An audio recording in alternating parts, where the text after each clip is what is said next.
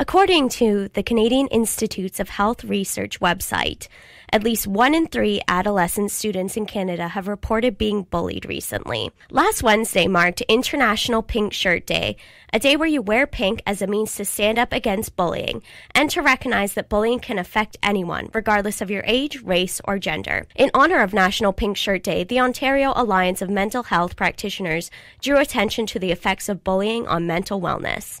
Today, I'm joined in studio over the phone with Michelle Strong. She is an accredited music therapist and member of the OAMHP Steering Committee. Thank you, Michelle, for taking the time to speak with me today. Thank you for having me. Oh, no problem. So, in honor of National Pink Shirt Day, your organization sought to draw attention to the effects bullying has on mental health. And bullying can affect anyone, regardless of age or gender or race, but it greatly impacts children. So, what are some signs that parents should look for if they're worried that their child might be bullied? Sure. Parents should be looking for unexplained injuries, anything like lost or destroyed clothing, books, electronics. Also, some common symptoms are frequent headaches or stomach aches. They might not want to go to school all of a sudden, declining grades. Also, things like loss of interest in things that they used to enjoy, and, losing friends and avoiding social situations. So there could be a lot of things to look for, and, certainly these behaviors could be coming from other sources, but when parents do notice these signs, definitely it's time to investigate further just to understand where that's coming from. Yeah, and what should parents do? When should they intervene? So when they see these behaviors and it's impacting their day-to-day functioning, and, I would say for students and children, when there are changes in behaviors like eating or sleeping, and a lot of the things that I mentioned in my previous answer, and that's impacting their everyday life, then, it's time to sit down with them, have a chat, and let them feel safe enough to open up. Mm-hmm. And also, just let them know that there's help out there, and then that the parents support them all the way. Yeah, exactly. What kind of impact can bullying have on mental wellness, specifically with children? Oh, there can be so many, and just to name a few, they can have, many negative feelings towards themselves, like decreased self-esteem. They can feel depressed and anxious. There could be a lot of blaming, and they may feel shameful. And inability to build healthy relationship is a big one, and mm-hmm. that can be long-lasting. When they grow into, old enough to have a job, there could be some impacts on how they perform at their jobs as well. So sometimes kids are hesitant to talk to their parents or teachers because they're just nervous about it. And sometimes there can be a lot of kids who are hesitant to intervene as well, which leads to the bystander effect. So how can kids witnessing bullying intervene without becoming targets? I think raising awareness among young children and youth is really important. Once, I think, more of us, I know we're talking about children, mm-hmm. but I think just as human beings in general, I think the more we understand the impact of some behaviors, the more, comfortable we may become, or more motivated we are to help out in certain situations. And, mm-hmm. The fear and anxiety, all those feelings that the bullying victims may be feeling, that can be also experienced by bystanders. So, mm-hmm. Just by witnessing somebody being bullied, they could also have those negative feelings and fears and anxieties. Mm-hmm. So by talking to children about, how bullying impacts everyone, and that the effects can be long-lasting, and, by speaking up, by seeking help, and helping one another, and, standing up with one another, they can have an impact on those who are doing the bullying. So basically empowering the children to speak up. Mm-hmm. And that's, one of the, main things we can do.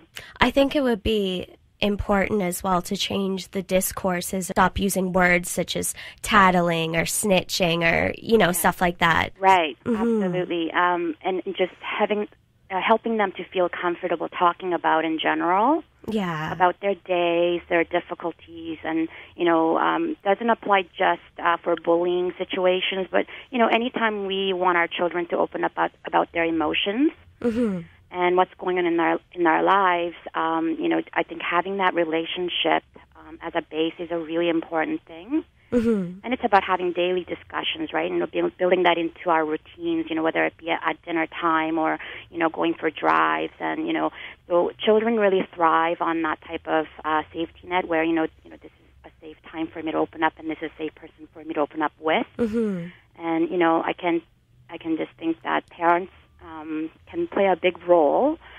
And, if parents are not available to play this role, then I would hope that teachers and coaches, other adults in their lives can support and step in to be that role. Exactly, yeah. It's about creating a safe space for your child to be wanting to open up to the parent. So switching gears a little bit, what kinds of mental health resources are provided by your organization? So Ontario Alliance of Mental Health Practitioners represent many professions, and they include art therapy, play therapy, music therapy, expressive arts therapy, sand play therapy, psychoanalytic therapy, and many other forms of counseling and verbal therapies as well. And we just would like the public to know that there is help out there, and it's not just one form of therapy. And we encourage people to go to their website, www.ontariomentalhealthalliance.ca, and they can find out more. And so how can the resources help those who are being bullied? Well, with the diversity of therapists available, they can really have, make a choice as to what type of therapy they want to pursue.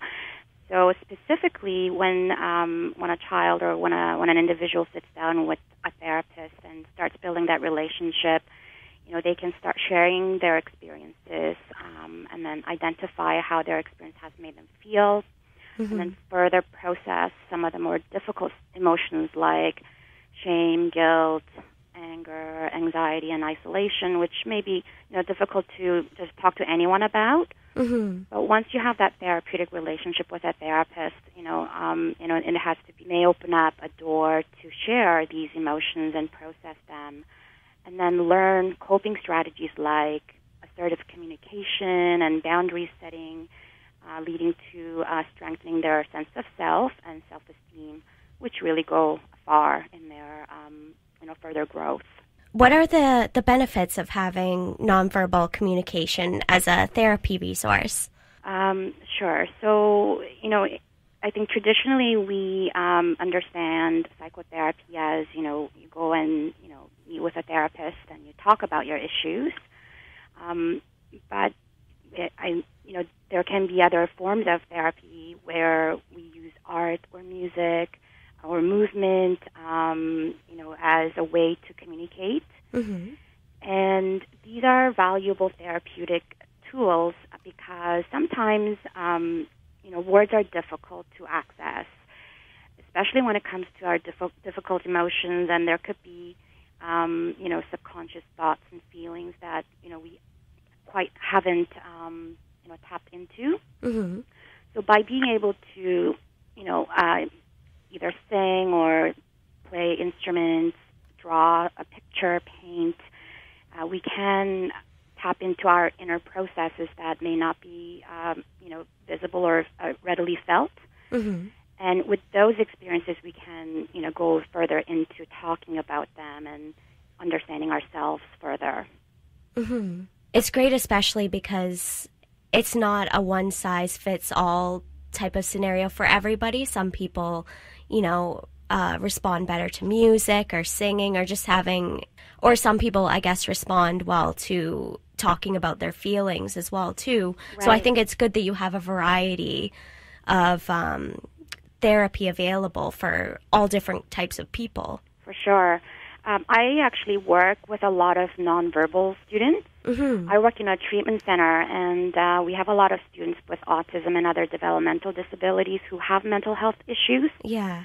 And it doesn't mean that these students don't have the same complexity of feelings that we have. It's just that they can't express using verbal language like you and I can. So for them, handing them a drum, it could be as simple as that, can give them this a way to express themselves without using words, and that can be a starting point of building a relationship. I know that there are staff in this building who use that kind of activity, drumming and dancing with the students as a way of connecting with them. So it can be very powerful.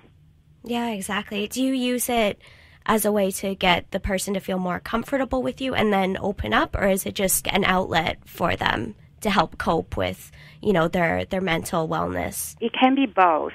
Okay. So in some situations, I'm a music therapist, so I primarily use instruments and other musical modalities. But with some students, I use playing music as an icebreaker, so to speak, because coming to therapy can be perceived as, why do I need therapy? Yeah. Or what is she going to expect from me?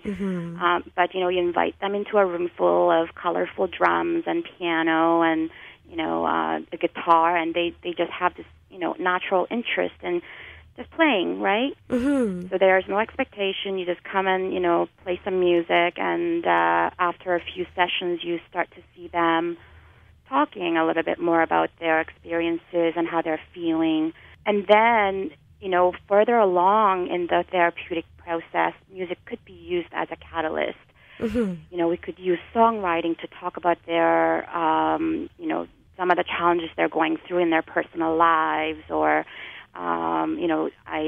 this is a different type of example, but, someone who's experienced a loss of a loved one. Yeah.